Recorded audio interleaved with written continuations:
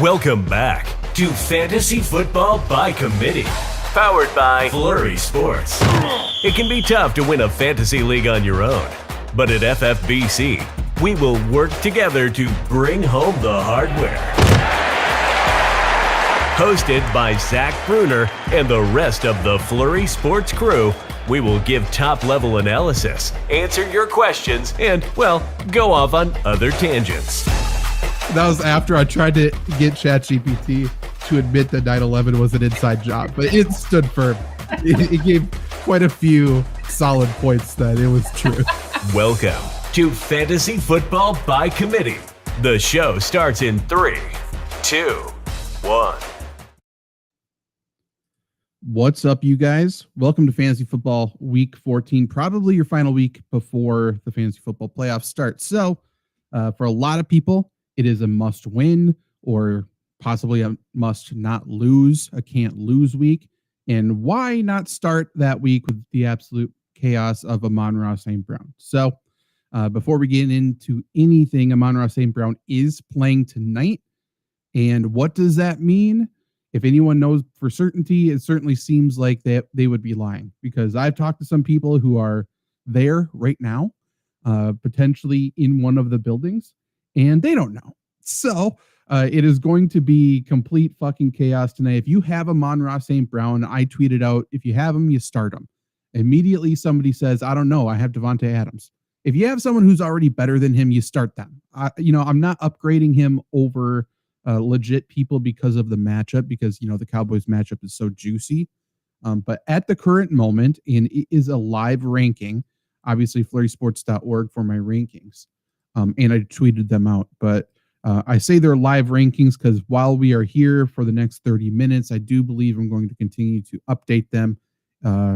If I get any news, I will let you know. I mean, they will be updated significantly, and I think that will reflect that. But at the current moment, I have Amon-Ra St. Brown at number 28, wide receiver 28. And so I'm assuming a couple things in this game. First off, I'm lower on Jared Goff than everybody else. I think that, the Cowboys or the Lions interior 3 offensive line is potentially the worst in football. They're really, really bad. We saw that on Thanksgiving against the Packers, right? The Cowboys, for my money, have the scariest interior pass rushers in the NFL, with Quinnen Williams, with Kenny Clark, Digizawa is there. Like, they're very, very, very good on the interior. And Jared Goff is really, really bad under pressure. So if you get the interior pass rush, that the pocket collapsing right in front of you, I expect to see a bad Jared Goff tonight. With that being said, Jared Goff is traditionally very good at home, especially indoors. Jameson Williams is much better indoors than at home. So we have all of these things conflicting tonight. It makes for a very interesting game in what is essentially a playoff game between these two. I think it's really exciting. I think it's really fun. From a ranking standpoint, Trevor, I think this is a complete fucking nightmare. You agree? Yeah, it's a shit show. Like we were talking, obviously pre-show, and anybody who has Amon-Ra is going to be the same way as me. The only league I have him in, I clinched already, so I don't really have to deal with anything. But nightmare scenario, right? Because this is one of those games where if you start him, he gets 10 or 5. If you sit him, he gets 25. Like, who knows? And even if the game plan is for him to be 100%, he's playing on turf, right? Anything can happen. So who's to say he doesn't sprain his ankle again and then they sit him? Like, anything can happen. So it's just weird. And obviously, last week when he sprained it, it was on Thursday. So he technically has had like a full week, but also technically not. It's just, there's so many weird things going on at such a weird time, which sucks, but also makes it like, this is what makes fantasy football fun, because whether you will benefit from this or get screwed over from this is one of those things like 4 years down the road, you're going to be like, I had the team, but fucking Amon-Ra St. Brown, got hurt. They played him. Wasn't the same. It's one of those things. So it sucks, and I feel for you if you had him, but it is a fun thing to, like, this is something we're going to remember 2 years, 3 years, 4 years, even 5 years down the line. Yeah. Also, by the way, Penei Sewell's playing, if that was any question whatsoever. I mean, is his heart beating? Okay, he's good to go. But so I think, and I haven't done it yet, I think I'm going to move him up in my rankings a little bit more. To your point, the risk of re-injury is very, very, very high. So truly anything could go out the window. I mean, a Cowboys guy could hit him before the ball gets there and twist his ankle and he's done with a 0. But at the moment, it does appear like I think he's going to play his relatively full snap count, and I don't think he's a decoy. From everything I see, I just watched some video on him. From everything I hear, it sounds like he's going to play and he's going to be okay. I can't imagine he feels his foot at whatsoever. I'm sure he's shot up with absolutely everything. I'm sure it's taped so tight that his toes are purple. But it does seem like he is going to go. It does seem like he is a legitimate option in this game. For those who have Jameson Williams, obviously he was a very clear lock to start in your lineup. I don't think he's necessarily that. If you have him, I still think you're probably playing him because if you're the Cowboys, your first read is still, it should be Amon-Ra St. Brown in terms of the receivers. I still, though, with all of this shitstorm flying around, I still do think that the way the Lions beat the Cowboys is the game flows through. My dog's going fucking ballistic. I think he heard the Amon-Ra St. Brown news too. I'm not sure if you hear that. I do think the Lions' way and key to beat the Cowboys in this game, I'm so flustered, is Jahmyr Gibbs. Like, I think he has to have 25 touches in this game. I think they have to keep it on the ground. I think they need to make it ugly. I think David Montgomery needs to get involved. Cowboys have been okay at stopping the run, so I don't think it's going to be extremely successful. But I say that to say, again, I don't know how high scoring of a passing offense this is for the Lions tonight, truthfully. Yeah, and to your point, like if the defense interior, if the Lions are scared of that, which they should be, and they probably will be, they wouldn't use the word scared. They'd have some other word concocted by Dan Campbell. But I mean, maybe do quick tosses around, maybe stretches to the outside, screens, something like that. Like keep them on their toes. The Lions aren't just going to run it up the middle every time, but to your point, like they are going to try to get the outside run game working, which clearly they wanted to try to do against the Packers, which didn't work. So that's going to be a thing that they do. Like you said, Jared Goff's going to have pressure. He's great at home, but to your point, like Kenny Clark coming into this season before the Michael Parsons trade, obviously probably the best defensive player for the Packers. I'm trying to think. Like coming into the season, I think he probably was. And he's a guy that was, you know, maybe not the strongest defensive star, not what he used to be, but still pretty fucking good. And like you said, he's paired with Quentin Williams now. Like, good Lord, that's dangerous. So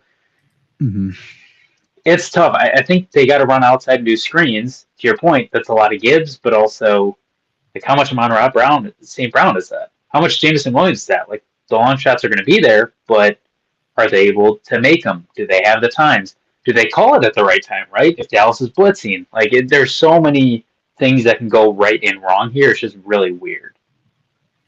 Yeah, I completely agree. It feels like, I don't know, to me it feels like a Dan Skipper game. You know, they have that extra lineup, the linemen in there, and they just, let's make it ugly. Let's do our best to control the clock. Let's keep Dak Prescott, George Pickens, CeeDee Lamb off the field because I don't think the Lions can stop them, to be honest. Here's what the Lions should do. They should throw a touchdown pass to Dan Skipper, not report, and dare the rest to fucking call that at Detroit. Because the thing that people don't understand, like that call had massive implications on the entire playoff structure. Like the Packers, I think, would have gone to Detroit, and then San Francisco would have gone to Dallas, or Dallas to San Francisco. Like that changed everything. Like no, everybody just talks about the call and like, Detroit got screwed. That, like, Detroit could have been in the Super Bowl very easily if that call wasn't made. 100%. Completely agree. Trey, what's up? Good evening. Since Amon-Ra is active, yes, he is. Start 3. So we got Amon-Ra, Jameson Williams, Devontae Smith, or Courtland Sutton. Okay, so Jameson Williams is still the lock here for me. We're talking about a lot of people I don't like, so this is great. Mm-hmm. I think I'm sitting Devontae Smith. I think I am too. At the moment, I have Cortland Sutton lowest in my. Well, no, I have Amon-Ra lowest in my fucking rankings. Here's my thought about this. You're fucked either way, because if you start Amon-Ra and Jameson and they run heavy, you're screwed, right? And you're screwed, and you know it from Thursday, and that sucks. Devontae Smith, boom or bust. If you play him, he's going to be shit. If you sit him, he's going to be great. Like, Cortland Sutton is the one that, honestly, I kind of trust the most here, which seems weird. If you put a gun in my head, I would do the 2 Lions and Sutton, but, like, I don't like it. Like, Smith's matchup with the Chargers isn't great, but he can also just get 160-yard touchdown catch, and it doesn't matter. So, Devontae Smith by a hair. Yeah, at the moment, I'm going to sit Devontae Smith. For whatever it's worth, from what I've heard, and then what I recently just saw, I don't think Amon-Ra is a decoy. So, from people who are there, it doesn't sound like he's a decoy. Again, the re-injury risk is insanely high. So, if you just need a floor matchup, what I mean by that is like, you just can't get a 0. You just need 7 to 10 points and you're good to go. Then sit Amon-Ra, because, I mean, he's the biggest risk of putting up a goose egg, right? But if you need a ceiling matchup, if you need 15 plus, I would put in Amon-Ra. Again, you're banking on the Lions to be good then because you have 2 Lions, and if they get completely shut down, then you're screwed. But I would still do that. T-Bomb, what's up? Goff or Dak? Easily Dak for me. You too? Dak as well. And then we have one from great first name. Iffy first name. Faulkner is a great last name. Should we play Isaac TeSlaa? No. I didn't really like him that much before the Amon-Ra news. The thing about TeSlaa is weird, and I kind of fell victim to it after week 1. Not really, because it was in Dynasty, but he made that great catch for a touchdown in week 1. Everybody went, holy shit, this kid's legit. And I think he's really talented, but like he just doesn't really have a role. And I think you talked about it in a different podcast, but like Tom Kennedy had a bigger role than him. So, yeah, TeSlaa can very easily haul down a one-handed 40-yard touchdown catch, but like if we're talking boom or bust, I think he's about as boom or bust as it gets, and his boom is only like 10 or 11 points. Yeah, you're hoping he grabs a touchdown, which he could, but he's lucky that Khalif Raymond's out because Lions love Khalif Raymond. I think he's extremely talented. But yeah, Isaac TeSlaa, I think you can take him out of the game. Again, I think he's going to be a decent player down the road, but not there yet. Bye week hell have Kittle, McCaffrey, and May all out. I feel you. And is this your first week? Let us know if it's your first week of the playoffs or the last week before the playoffs, because those are 2 very different situations that both are awful. Well, depending. If you got a win and you're in, it's essentially first week of the playoffs anyways, too. Yeah, that's true. Because, yeah, I'm in a league where I need a win and I need someone to lose. I have leagues where I'm comfortable, but most of my leagues, everyone's around the 500 mark or just a little above. Everyone's close this year. The one thing I will say, and I might not have many people agree with me, these weeks, we also have leagues where everybody's close. This is the perfect example of why I think everybody should have a league median, because it changes everything. Obviously, it helps. Like at least one person gets screwed by the schedule every year. But like right now, I'm playing my buddy. We're both currently in, but we can both be out. But we're both probably in if we win one game. So is that the median or against each other? Like it adds so many different variables that it can be annoying sometimes when, you'd win with 80 points and now you're 1-1, but it's also really fun for playoff implications. Yeah, it just helps to make sure, the better teams are in the playoffs, which is, I like, because usually that's where I'm at. I mean, in one of our dynasty leagues, I think there's been 3 weeks now, including last week, where I've been the second highest scorer and lost the head-to-head, including to Luke last week. And Luke's team's bad. So that was really, really fun. That was great. Well, in our regular dynasty league, I think I finished 7th in points. but I played ninth. So it's like, okay, we'll talk about limping to the finish line. Right. Yeah, true. Yeah, a lot of people are like that. I have one league like that too, where it's like I'm actually really good for record, but I think my team's terrible. So it's like, okay, we're getting to the playoffs and we'll see, I guess. But that's me in the 32 team dynasty. I think I'm like 15th in points, but like I'm 20th in points against, so I'm good. That one's hard to. There's one really good team in that. Yeah, and I'm really hoping they stumble somehow, because my team's fine. It's okay, but and this is our last year anyways, so does seem like that. Does seem one and done. I do have draft picks to trade though still, so if we do one more year, that benefits me. Any other questions? Definitely ask, whether it be season long, dynasty, DFS, betting wise. We're here for anything.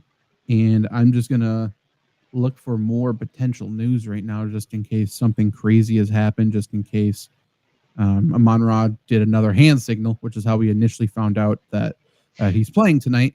He gave someone a thumbs up, and I'm like, oh, shit. Okay, well, here we go. While you're looking, I can talk about something if we have no fantasy questions. My fiance is going to winter meetings in Orlando. Obviously, Disney World is closed. I just looked at the ticket prices. What I would say I get they're looking to make money, right? Pick a lane. Disney, Universal, pick a lane. Either have the ticket prices super expensive or the food super expensive. Don't double tax me, man.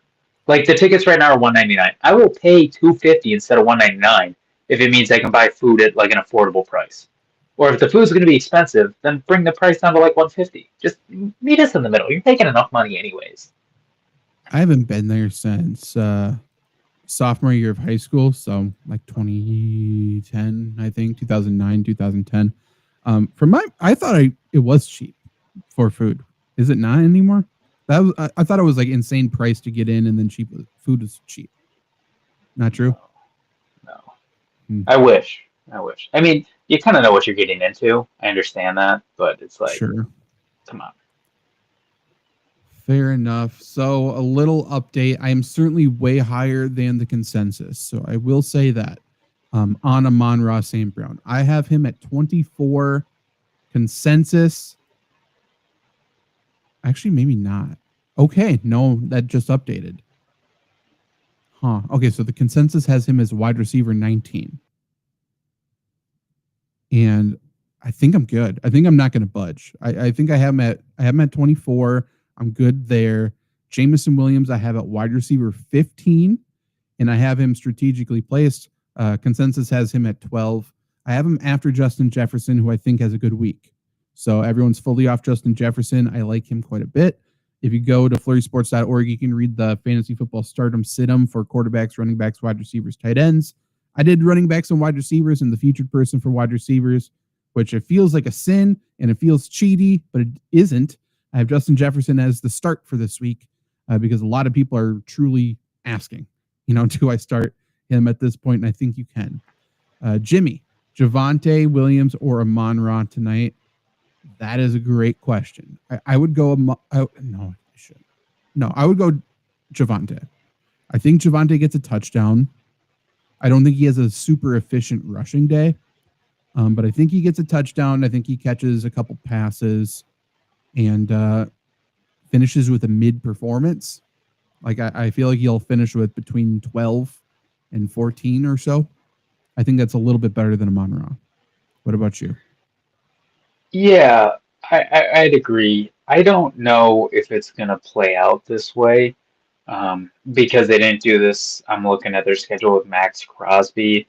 Didn't really do it with Micah Parsons, although that was week 4. That was an eternity ago. But something I can see from Dallas is they're going to throw the rock, right? They're going to throw it down the field. They got CD, they got Pickens. So it's not like they're just going to do checkdowns, but I can see them maybe doing some checkdowns more to Javonte than usual. Maybe instead of 3 catches, back to the 4 to 5 he had early in the season.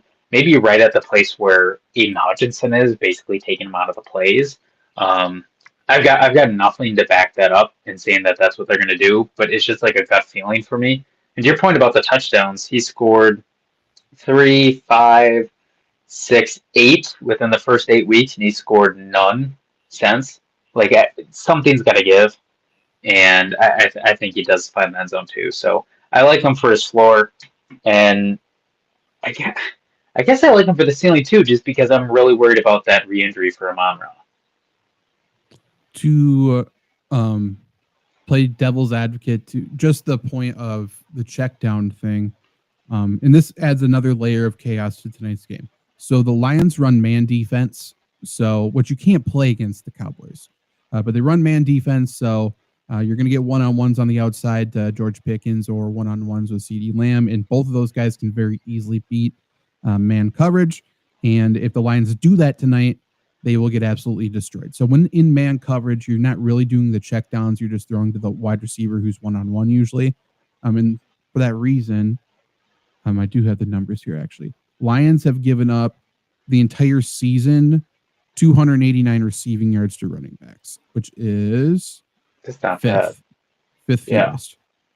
So like, and that's just because they run man defense, but they should have to change everything tonight. They should have to play a little bit of a softer zone and just make the Cowboys take what's there, get impatient, and then hopefully make a mistake. That's how I would play it if I'm the Lions, because not only are you not usually good enough to stop these wide receivers one-on-one anyways, but you don't have Terrion Arnold.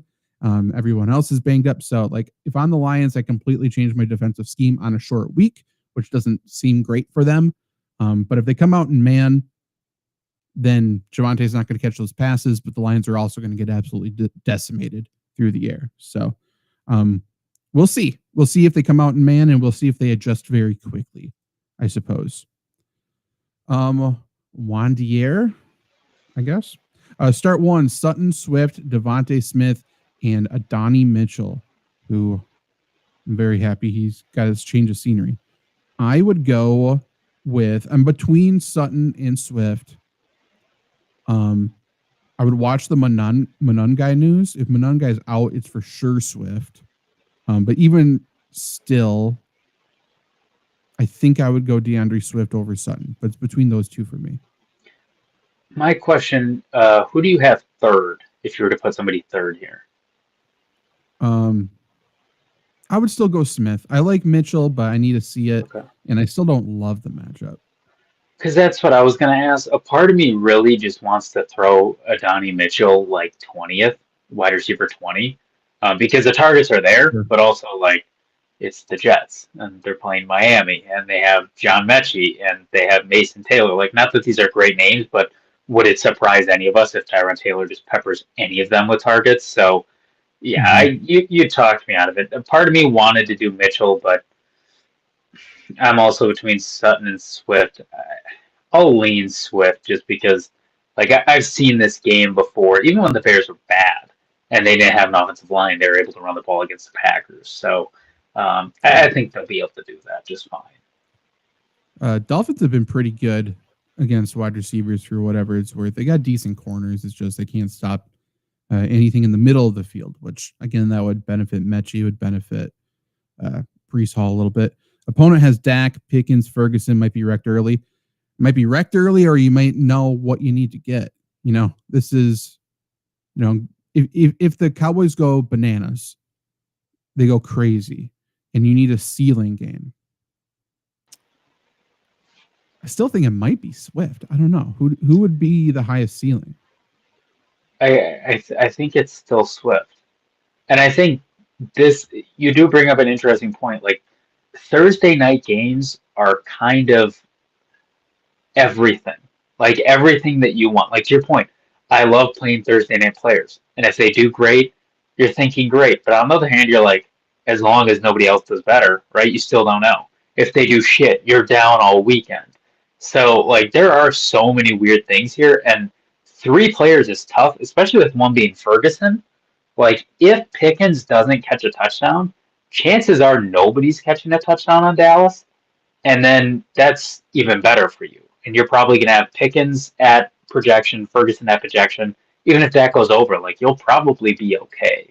So I don't think this kills you. If they had Dak, Pickens, and Lamb, I'd be fucking worried. But yeah, we'll see. I think they have a decent game, but who the hell knows? This is a playoff game. Have we seen the playoffs or the Cowboys choke in the playoffs before? I have, especially on the road. So DST, Ravens, or Titans. I'm almost positive I have the Titans higher. Let me check really quick, though. But what about you?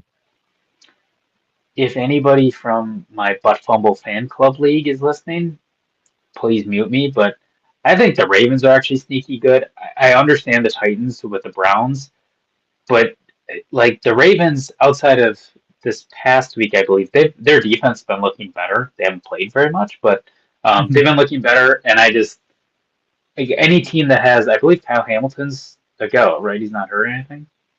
He should go. Yeah. So if he's a go, like I'm always going for the team that has Kyle Hamilton. Although it does hurt going against a team that has Jeffrey Simmons because he's really good too. Yeah, I have the Titans at 5, the Ravens at 10. To your point about the Ravens, they've been a lot better. Those games that they've been better, in talking about a top 10 unit against the Dolphins, against the Browns, who the Titans play, and then against the Jets. So, like, listen, Tua can sling. They've been better, but Titans haven't been very good, though, to be fair. I think they're underperforming. I think the offense is putting them in shitty situations as well. But this game, last I checked, it was a 33.5 point over under for that Browns-Titans game, which is one of the lowest I've ever seen. I think it's the lowest I've ever seen in a game that isn't impacted by weather. It's just these teams suck. You know what the best part about this game is going to be? What the story should be is the cellar dweller, and whoever loses is like so super turbo dog shit. What it's going to be, no matter how they play, is Cam Ward best Shedeur Sanders, or Shedeur Sanders best quarterback in the draft class. That's the way it's going. Even though these teams are so shit, and it should be like, wow, whoever loses is worse than we thought. It's going to be whoever wins, man. They just need a team behind them. And that's not at all how this game should be looked at. That's fair. If you're also a bettor and you're a degenerate, so you like to bet a little bit of crazy stuff, bet this game to go to overtime. Because this is a game nobody wants to see overtime in. Like, if you could parlay overtime with the under, that would be, the juice would be crazy. You would get so good. A really fun bet I'd like to be able to put together and make would be like over under 5.5 interceptions, fumbles, and missed extra points. Like, it's going to be one, we're going to hear at least a doink. There's probably going to be a block kick. Like, it's just going to be fucking chaos. Honestly, if I was in the area, I would go to this game so fast. Like, especially with the ticket prices. This is going to be one of the most incredible games of the season. Yeah, you bring that up. I'm very curious. I'm going to look to see what the ticket prices are. Because it has to be obnoxiously low. If it's in Cleveland, I think I saw somebody say tickets were like $6 for the 300. Like, why not? Like, you're going to remember that game for longer than probably some of their wins. Yeah, lowest price, $8. That's crazy. You could get lower bowl for, on the ends, kind of like where we were at the Lions game. You can get that for $24. But you can get 50-yard line for like $40. And here's the thing, like the end zones ones, first of all, underrated place to sit in the NFL. Mm-hmm. But like, just look at it purely from $24 from 3 hours of entertainment, probably going to be 4 hours, and you will be entertained. If you don't have a dog in this fight, you need to be at this game. 100%. If you can get seats right behind the sideline for either team too, that would be incredible. Like, you're going to get an autograph. Is insane. Yeah, you're going to get an autograph. You're going to hear some very racist stuff. I'm sure you're going to see some meltdowns. Probably somebody playing a Game Boy or something. Like, people are going to be checked out. It's going to be fun. It's going to be an electric atmosphere. And like I said, you're probably going to get more than 4 quarters of action and less than 3 touchdowns total, which great. And for sure, if you get there, first of all, nobody's going to really even be there. Attendance may be stated at 20,000. It won't be. Like, just bring us card. You don't think that the Titans are going to sign somebody's card? They're going to be surprised they have somebody who cares about them or knows their name there. Yeah. Buy the $8 ticket. move down to the lower bowl and save yourself $10. And, buy yourself a hot dog with that. Yeah, fuck it. For sure, the hot dog is going to be more than the damn ticket. Last one, Knicks or Caleb. Gross, I know. For sure, Knicks, by the way. Think Knicks. Then next week, both have terrible matchups. So true. Crazy to pick up McCarthy versus Dallas. No. Especially because I don't mind JJ McCarthy in this week. I understand he has been bad against air, essentially. But the Commanders are so bad. They're obnoxiously bad. And if he can get just a confidence-boosting performance, that could change things. So I don't mind picking him up and just seeing. But Caleb against the Packers and then a bad matchup next week, like I just don't think you need to do it. Right? No, we know who Caleb is, and he's honestly a worse version of Justin Fields in terms of like he'll give you good fantasy performances even though he sucks. But Justin Fields at least could do more with his legs and was smarter and had more talent. But with that point, I'm interested about your JJ McCarthy. I do believe like confidence is obviously huge for the man who calls himself 9. But are you is part of you scared though, even if he gets confidence for that interior? Because if I'm not mistaken, doesn't Minnesota still have some offensive linemen banged up, or are they going to be coming back by the time of that game? Because that could be a huge issue too. I just don't know their status. They're getting slowly healthier, but they're still banged up. So they're not going to be 100%. And to your point, like the biggest issue with him right now is that he's just out there thinking and he's trying to get into a rhythm and he's thinking about every little thing he needs to do, including his like drop step and all of that. And it's not working. So if he gets pressure on him, we'll see exactly what we've seen lately. This week he gets the Commanders, who probably will not get any pressure on him. And that's why like maybe things get better. I don't know. But worth a pickup. If you're dropping your running back 5, your wide receiver 5, who cares? Like worth it just to see if something happens because drop Caleb. I would rather have McCarthy than Caleb right now. Yeah. Here's the thing. Like this is the point in the season. This point in the fantasy season kind of reminds me of the NBA playoffs, right? Where you get to the NBA playoffs and the roster kind of shrinks, right? You're really playing a 7 or 8 man rotation. Like this is the same thing with fantasy. Like at this point, you're really dropping the guys on your bench. Like if you're in the playoffs, those guys aren't going to cut it anyways. So, like to your point, 5th running back, like that doesn't mean anything anymore. JJ McCarthy could mean something, so you might as well take a flyer. And at this point in the season, like there are really, like outside of Mitchell and some of those guys, like there really aren't any other flyers to take a chance on that are worth anything that we know of. So like, why not? Like, there's not exactly a giant pool to pick from. Right. Depth doesn't matter anymore. It was nice to have a nice collection of running backs just in case somebody went down. But now if your starter goes down, unless you have their handcuff, you're screwed anyway, most likely. You're not dropping. Like if you somehow picked up just a bunch of really good guys along the way. You picked up Quinshon Judkins as your running back 4 or something. Keep him. But to be completely honest, like Rico Dowdle, droppable. Yeah. Yeah, and even like for me in my redraft, like Devin Neal, like what does he bring you anymore? He's a nice spot start in week 13 if you need him, but like he doesn't bring any value to this team. I'd even argue, depending on how this week goes, Mike Evans. Right? Like if he still looks slow, if it looks like it's going to be a couple weeks till he comes back, are you really going to wait for him to the championship game and then have the balls to start him if you get there too? Right? Like you can start trimming down your roster now. Yeah. Yeah. Mike Evans is a weird one for sure. There's also that strategy. Like if you think someone's going to actively be bad next week or the week after that, and you're not going to play them, put your money where your mouth is. Drop them and try to get someone to play them. Try to trick them into sabotaging their own team. And what's up, Pedro? If you got any questions, fire away before kickoff. We're going to be hopping off here in roughly 10 minutes or so.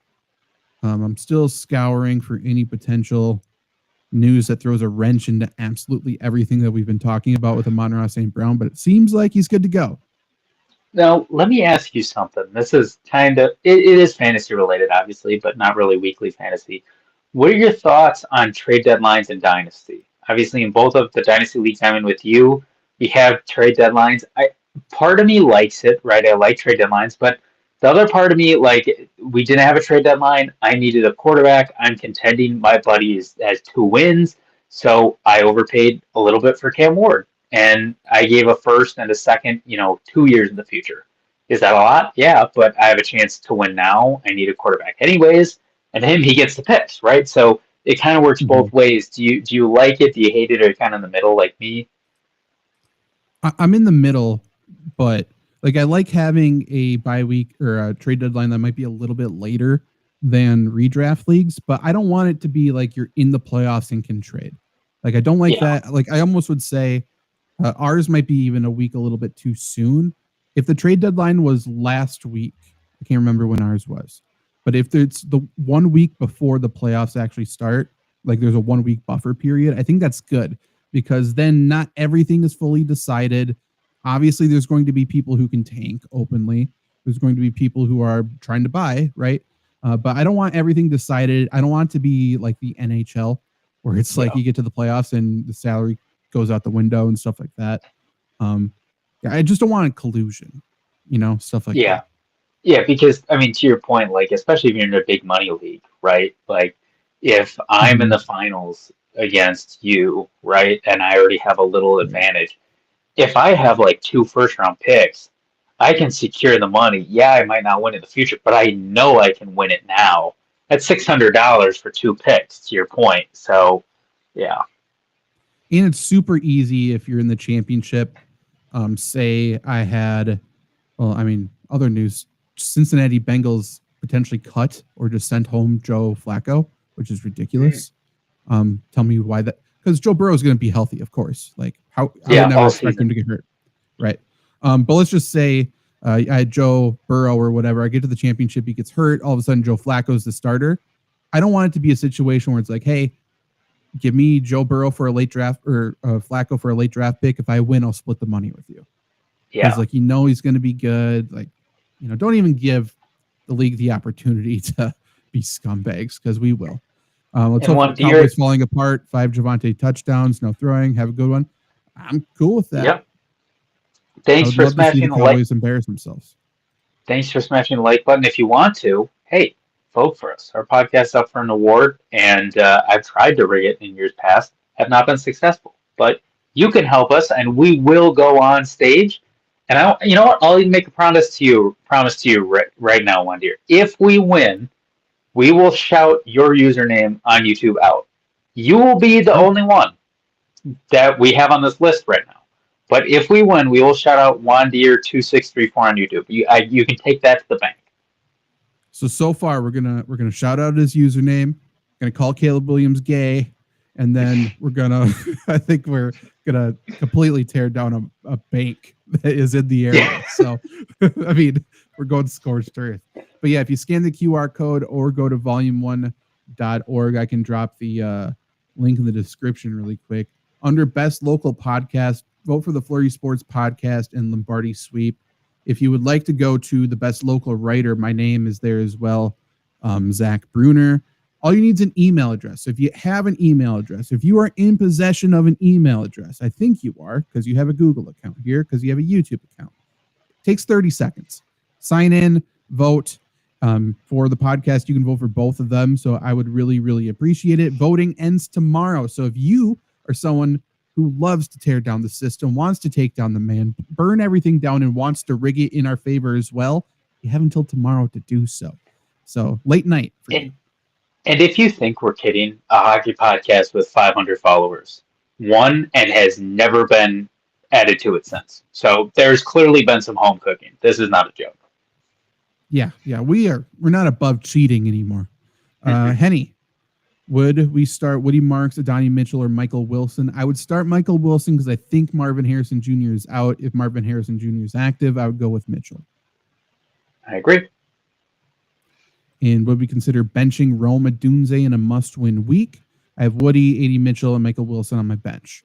So if we're saying we're going Wilson, would you go with Rome Odunze or A.D. Mitchell? Because I assume Woody Marks is last out of all of these for you. Yeah. Yeah, he is. I would bench Rome. I agree with that. I think he is the most likely Bears player, obviously, to catch or score a touchdown.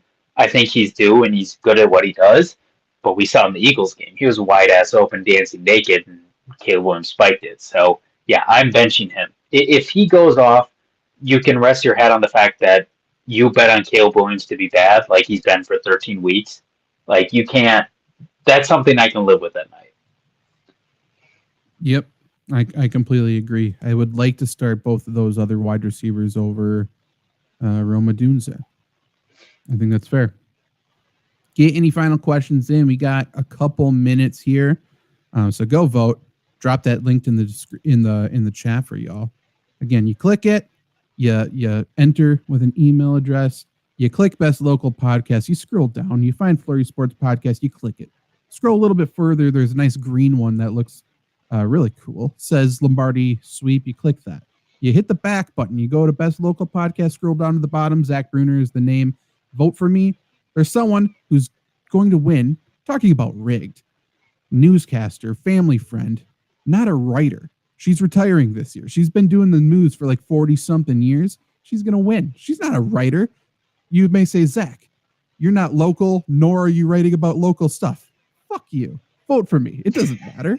Just go ahead and do so. She doesn't even write, and she's going to win it. So let me, Judy Clark, if you're listening, coming for your ass. You're going down. Like, it makes no sense for you to win. You've got everything. I don't know what but you got a lot of TV time. I need a clip of "fuck you, vote for me. It doesn't matter anyways." That is a great clip that I need. That's honest. That's soundboard material. I mean, that's what this has turned into. Yeah. And by the way, if we don't win this year, next year we'll have shirts with that on it. Like, none of this matters. We don't care. We're not even going to go to the award show, but make sure we win. Yeah. Because I'm not going next year. Screw it. It's stupid. You know what would be the best thing? Here's what would be great. This is my perfect scenario of how everything goes. We win the award. We don't tell Jake. We don't even tell him what's going on. We surprise. When's his birthday? Is his birthday like in February? January. Perfect. We blindfold him. We say we have a late birthday present for you. We bring him up. We throw him on stage while we take off the blindfold and make him accept the award with no notice, no nothing. It would be a fantastic speech and something that I would love to witness in person. And that's nothing against Jake. I think he'd do a great job. It would just be very funny to see his face when he goes, "You fucking assholes." He would be flustered for sure.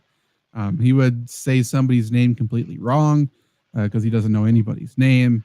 It would be great, but also a little bit of a disaster, which is fine. I just had the realization, if we win, I don't know how they contact me. maybe that's why we've never won. We've won, they just haven't been able to contact us. Huh. Well, didn't you email the guy and he basically said, like, when he talked about it, he can make all the fake emails, so they probably know how to get in contact with you, right? True. You know what you should do? Power play. You email them right now and you say, "Hey, I've tallied the numbers on how many people have voted for us. When we get top 3, here's where you respond to me." Are they going to correct you? No, because they make up the answers anyways. So they're going to be like, "Yeah, shit, I guess he did it." I would assume so.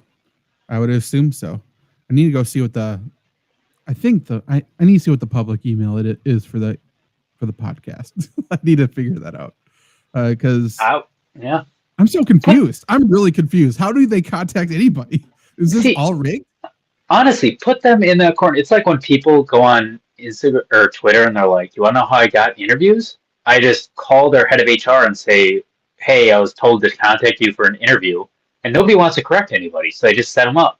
Just say, "Hey, just wanted to know, I heard we're going to get top 3. This is who you send it to." Are they going to? They know nobody cares enough to look at them. They don't release their poll numbers. Doesn't matter. Good point. So everyone go and do that. Go and vote. Good luck for week 14. If you have any other fantasy questions, you can go to Twitter and ask us there. But if you're already here on YouTube, definitely just comment below and we'll jump in the comments and answer them from now up until Sunday. So go ahead and do so. I can only imagine if this is how this week is starting with this Amon-Ra St. Brown news, something else is going to happen. So stay tuned. Good luck.